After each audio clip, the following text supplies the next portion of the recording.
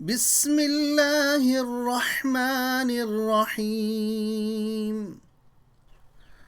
وقل لعبادي يقولوا التي هي أحسن إن الشيطان ينزغ بينهم إن الشيطان كان للإنسان عدوا مبينا.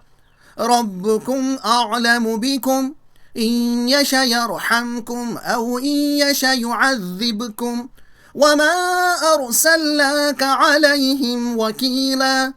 وربك أعلم بمن في السماوات والأرض ولقد فضلنا بعض النبيين على بعض وآتينا داود زبورا. قل ادعوا الذين زعمتم من دونه فلا يملكون كشف الضر عنكم ولا تحويلا. أولئك الذين يدعون يبتغون إلى ربهم الوسيلة أيهم أقرب ويرجون رحمته ويخافون عذابه إن عذاب ربك كان محذورا. وإن من قرية إلا نحن مهلكوها قبل يوم القيامة أو معذبوها عذابا شديدا كان ذلك في الكتاب مسطورا.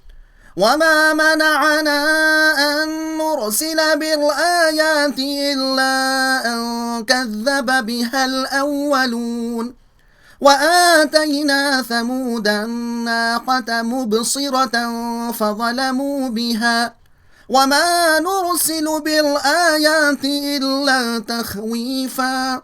وإذ قلنا لك إن ربك أحاط بالناس وما جعلنا الرؤيا التي أريناك إلا فتنة للناس والشجرة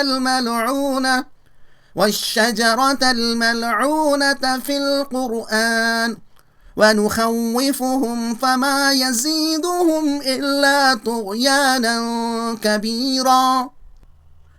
मज़मून तबलीग व इस्लाह के अखलाक़ी उसूल।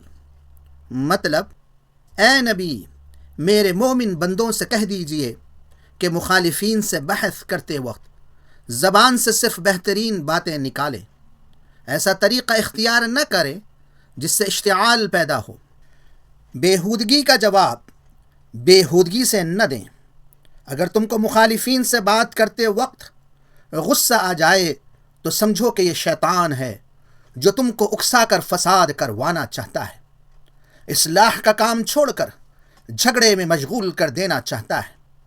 अहले ईमान की ज़बान पर कभी ऐसा दावा न होना चाहिए कि किसी को दोज़खी कहें और किसी को जन्नती। इस चीज़ का फ़ैसला तो अल्लाह के इख्तियार में है।